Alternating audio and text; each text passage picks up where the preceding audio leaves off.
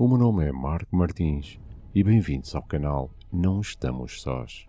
No final da década de 60 e início da década de 70, o programa Apollo da NASA lançou 7 missões à Lua. 6 foram bem sucedidas, enquanto uma, a Apollo 13, falhou, mas felizmente terminou num dramático esforço de recuperação. A Apollo 11 levou Neil Armstrong e Buzz Aldrin até ao seu objetivo, enquanto Michael Collins observava a partir da órbita lunar. Foi um esquema geral de 2 em 1, em que se repetiu por todas as missões até à última, a Apollo 17 em 72, que fez aterrar os astronautas Harrison Smith e Eugene Cernan, tendo este sido o último a reentrar no módulo com destino a casa. Cernan continua a ser o último ser humano a pisar o solo da Lua. No total, as Apollos 11 e 17, menos a 13, permitiram a 12 astronautas caminhar na Lua, mas devido a uma série de razões, sobretudo cortes no financiamento, um baixo retorno económico e o interesse do público cada vez menor, o programa Apollo foi cancelado muito antes do que se tinha sido inicialmente planeado. A decisão de cancelar a Apollo foi tomada em dezembro de 72, numa altura em que a corrida espacial parou e os cientistas e engenheiros mais importantes do mundo pareciam dedicar-se a outras coisas. Mas nos anos e décadas que seguiram, a especulação nunca diminuiu verdadeiramente e surgiram duas visões alternativas particularmente polarizadas. A primeira é que nunca fomos à Lua e a segunda é que, na verdade, já lá tivemos muito mais vezes do que a maioria das pessoas sabe. Em primeiro lugar, as infames afirmações de que tudo isto foi e é falso.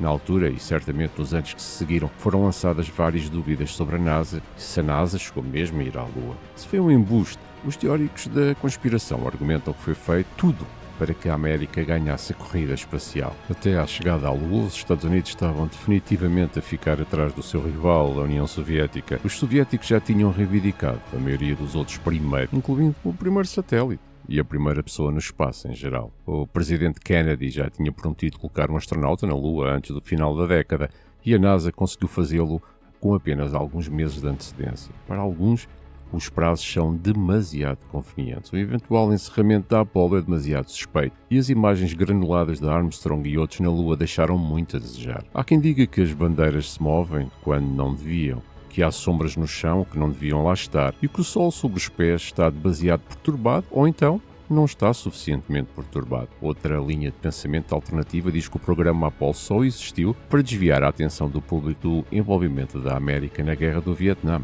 e que foi aparentemente arquivado, quando foi, porque a retirada dos Estados Unidos significava que a Apollo já não era necessária. Para aqueles que acreditam que foi tudo uma farsa, a Apollo 11 pode até ter sido filmada na parte de trás de uma caravana por nada mais, nada menos que o realizador de Hollywood Stanley Kubrick, pago com dinheiro da Disney. E as Apollos 12, 14, 15, 16 e 17 foram encenadas da mesma forma, até que tudo ficou demasiado difícil para a NASA continuar a mentir.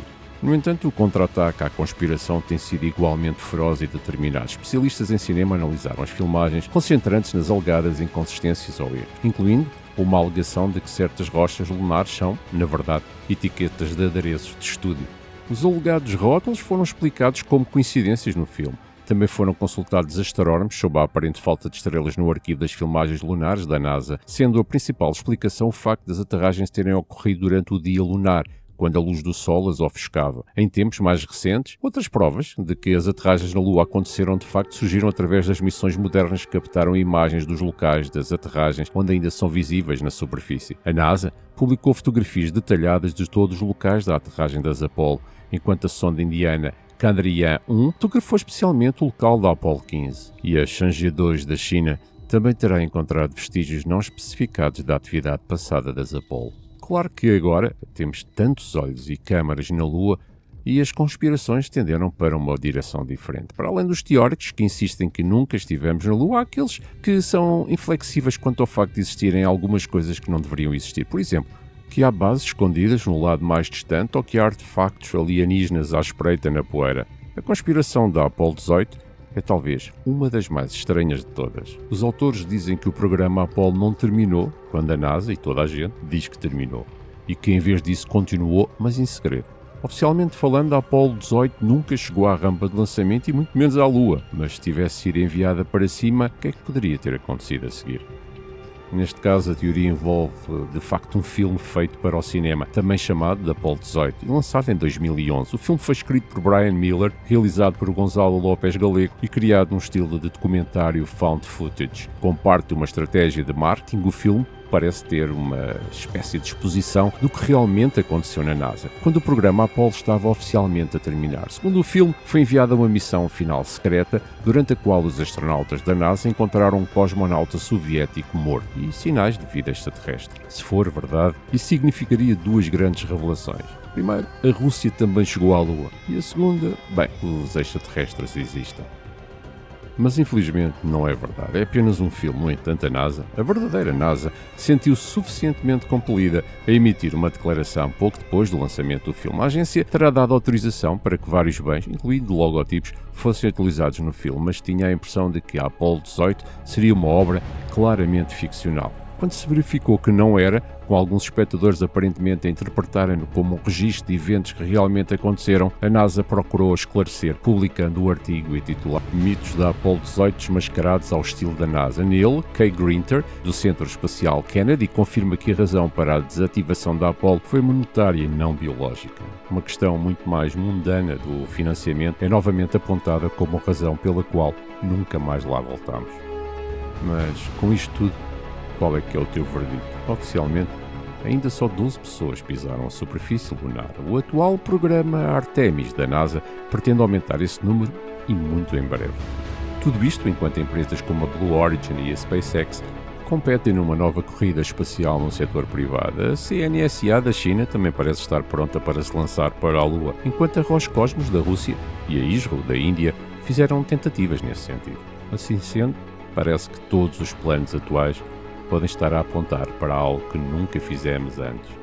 Será que a NASA falsificou as primeiras aterragens na Lua há tantos anos atrás? O consenso esmagador é que não. O programa Apollo desenrolou-se exatamente como a história o recorda e proporcionou alguns dos maiores feitos da humanidade. No entanto, os rumores acusaram-se a desaparecer e, embora as sondagens diverjam, pensa-se que entre 10% a 20% das pessoas acreditam que as aterragens na Lua nunca aconteceram.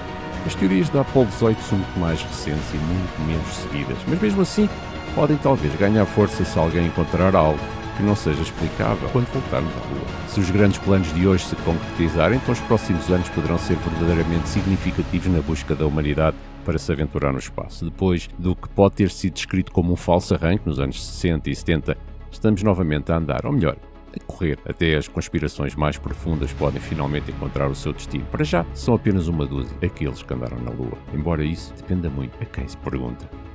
O meu nome é Marco Martins e este foi mais um Não Estamos Sós.